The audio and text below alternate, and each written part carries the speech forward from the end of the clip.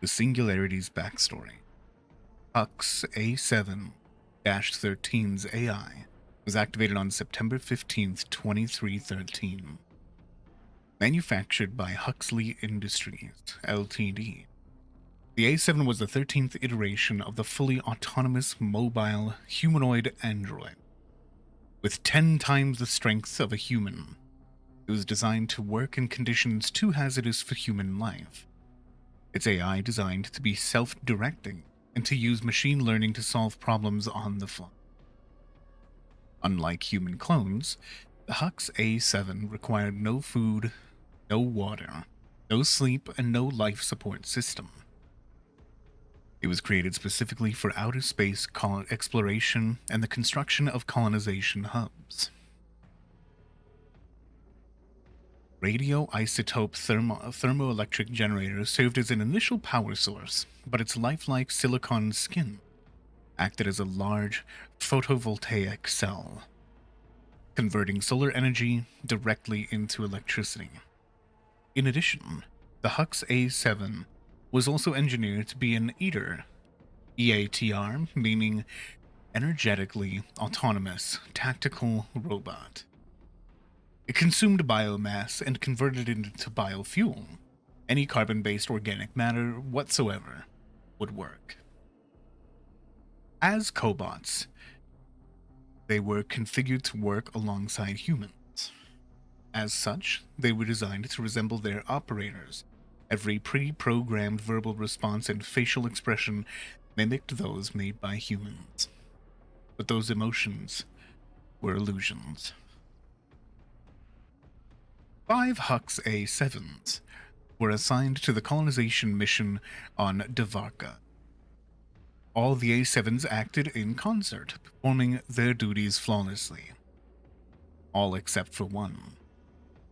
Like the rest of its brethren, the Hux A713 was tasked with the construction and programming of the mining, agricultural, fuel processing, and cloning hubs on Devarka, as well as the demolition of the existing ruins left by the previous civilization.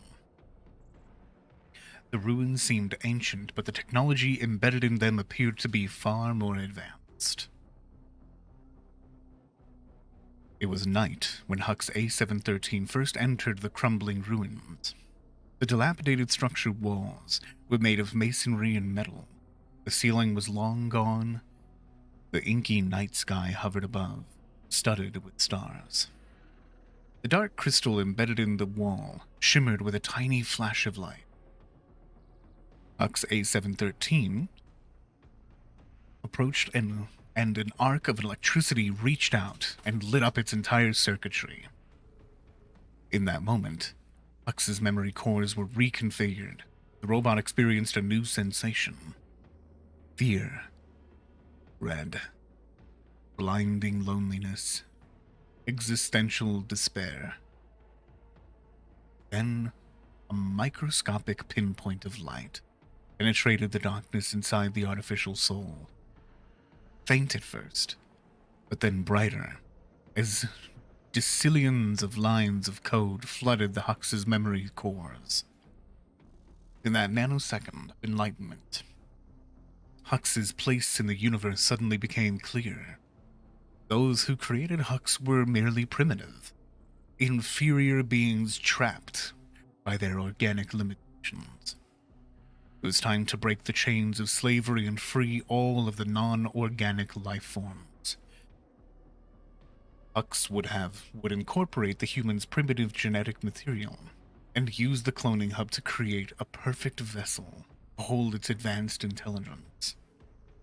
A flawless body. A flawless body far superior to anything ever created by nature. Humanity was weak, slow,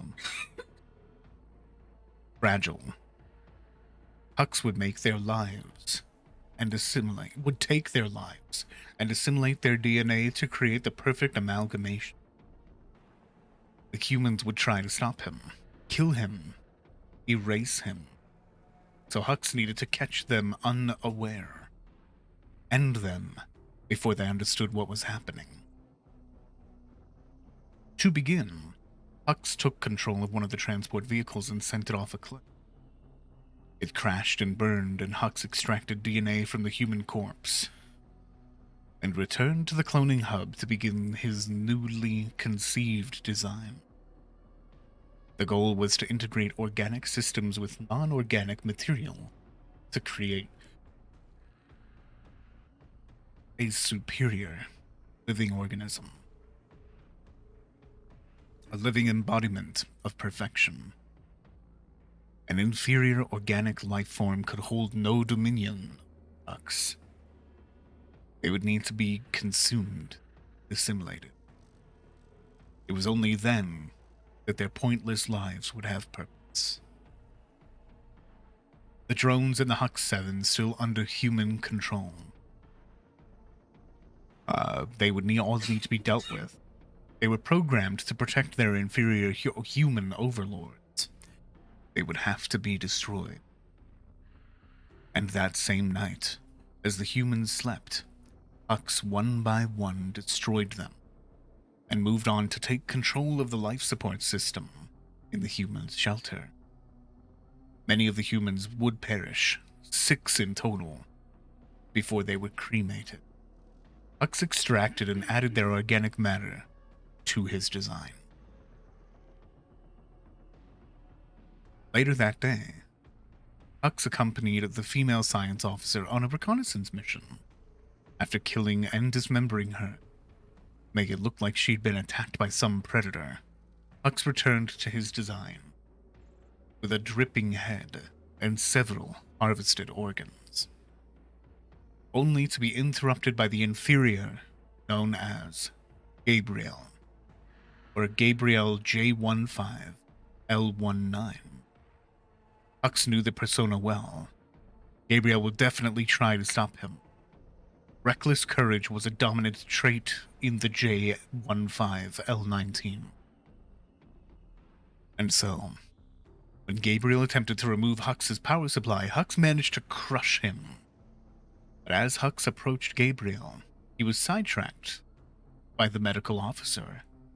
Hux instantly reevaluated his priorities and turned his attention to the most immediate threat. Within moments, Hux held the medical officer by the neck, legs thrashing pathetically as he listened to the pounding heart. Something about that beating heart upset Hux.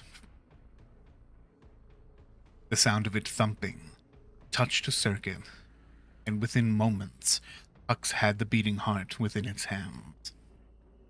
Hux watched the heartbeat, and only looked away when he heard Gabe escaping through the hissing door.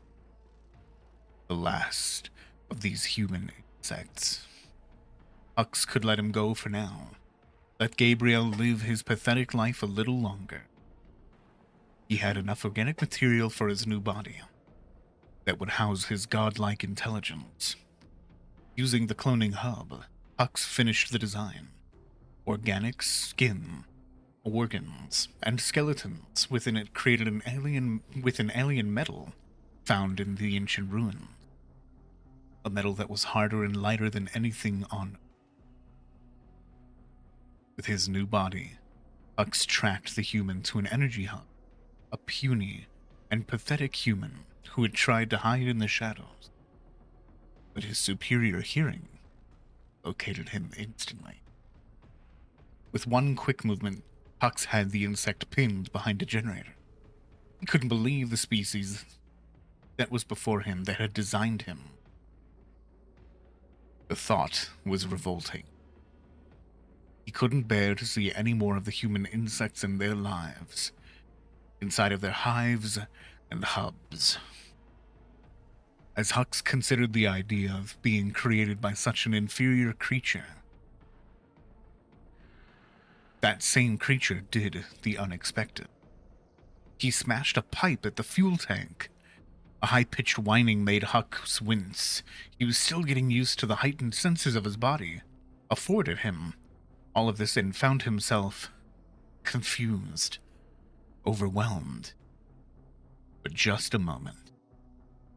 But in that moment, the human slipped away yet again, and everything changed. He didn't process the next few moments as excruciating pain suddenly surged through him, and he helplessly watched as his skin began to melt away. With a terrible shriek, Hux chased Gabe through a wall of darkness, just to make sure every last reminder of the species that had created him was erased from existence. Thus comes to a close of the Singularity's backstory. What opens our more gentile and courageous Grabriel Soma's backstory. Grabriel Soma. A catastrophic nuclear war nearly ended all of humanity in 2098. But humankind rallied and eventually found a new way forward. Inventors and innovators discovered a new way to create energy as well as grow food. One such visionary founded the Huxley Industries, since much of Earth was left uninhabitable, and many of the world's resources were dwindling. Huxley plowed all of their profits into research and rocket science, artificial intelligence, as well as genetic engineering. They began exploring the galaxy, looking for habitable planets with valuable resources. Their plan was to travel to the far reaches of the galaxy, to mine those precious resources and create a peaceful, prosperous future for humankind. Each planet that humanity colonized was carefully designed. Resources were extracted, and growth hubs were constructed to create individuals fabricated from carefully engineered DNA. Each individual was manufactured for a different societal function. The vast majority were manual laborers. Others were created to be scientists, engineers, administrators, or agronomists, as well as physicians. The idea was to create a functional society that could operate flawlessly. Grabriel Soma was born in a cloning hub on Proxima Centauri C, the first planet humanity ever colonized. He was part of a small crew that contained and repaired the robots and androids sent to construct colonization hubs. Unbeknownst to Gabe, every memory of his childhood was implanted in his unconsciousness by those who had cloned him.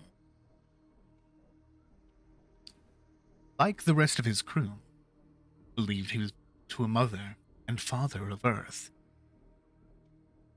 Psychological stability was maintained by creating a narrative sequence of a loving family. None knew that they were in fact bred in a colonization hub. Gabriel's ship had landed on Davarka, a planet in a recently discovered solar system.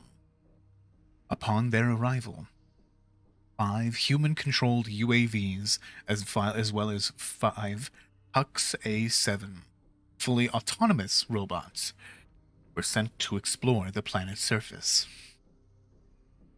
They had detected breathable air and abundant water, many organic life forms, as well as something unexpected: the ruins of an ancient civilization that had mysteriously disappeared.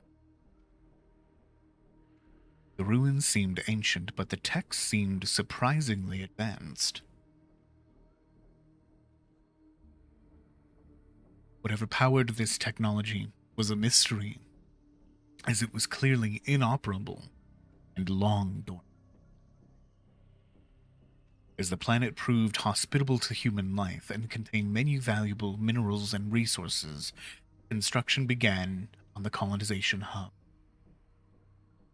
The landing craft contained living quarters for 10-person human crew.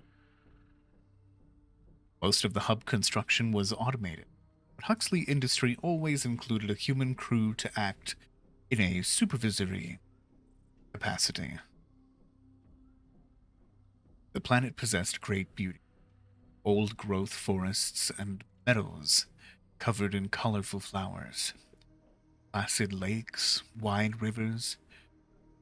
Abe could imagine living on a planet like Devarka forever.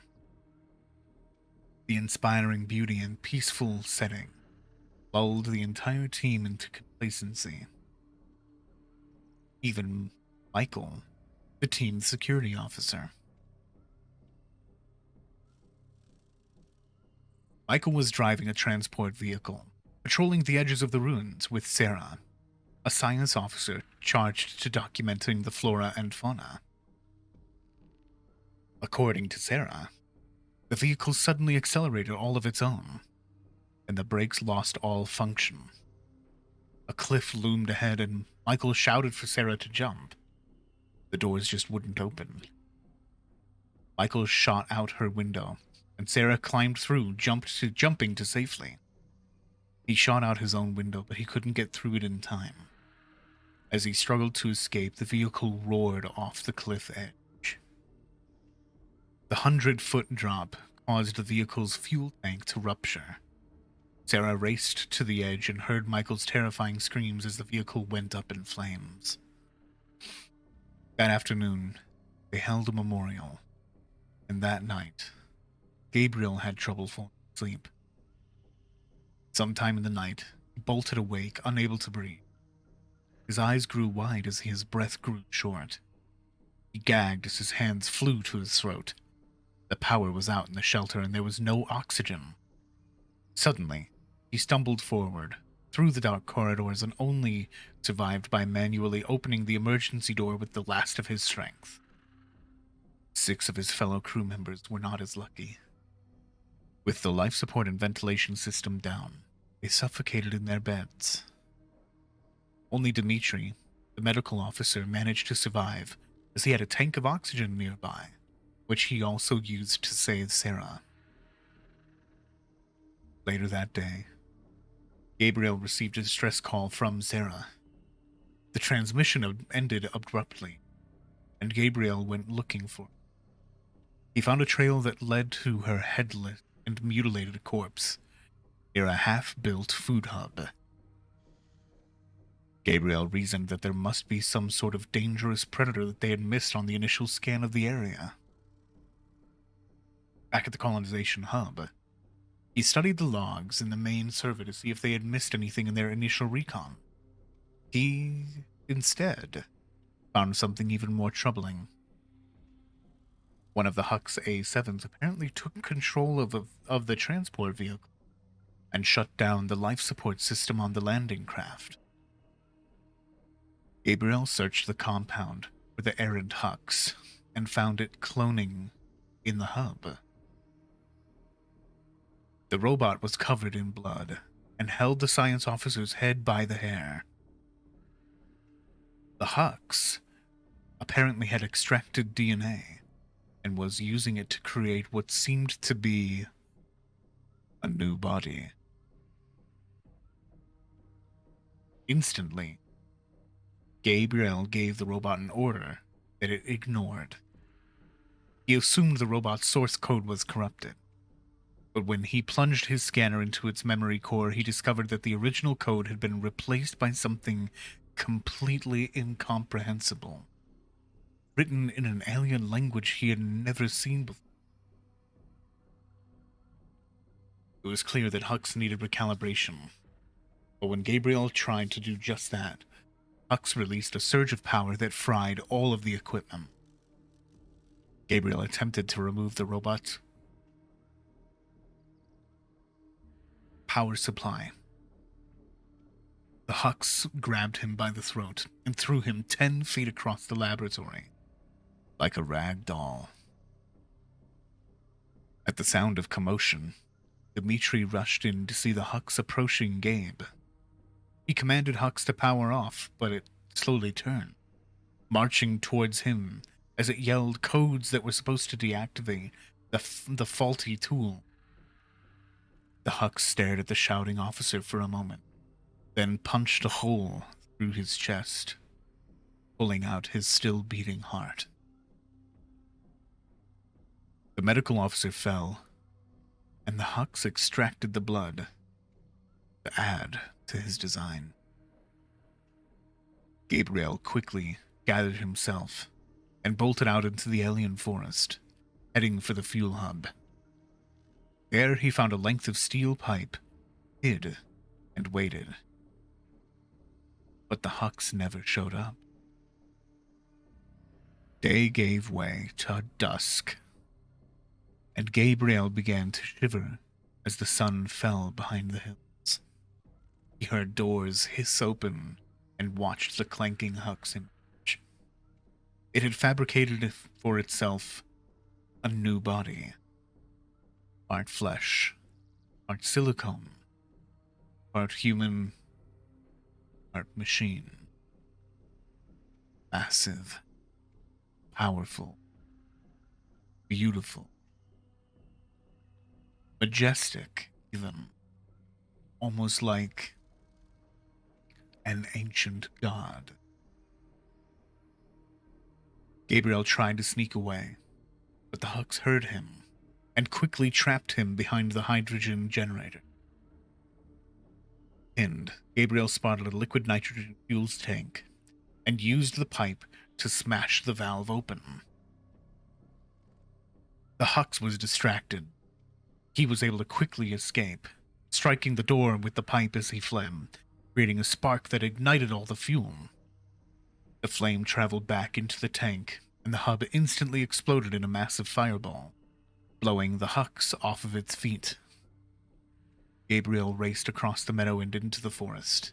When he looked back, he saw the Hux emerge from the flames and the smoke, burning, melting, shrieking, deformed, terrible, fueled with wrath, like an ancient god.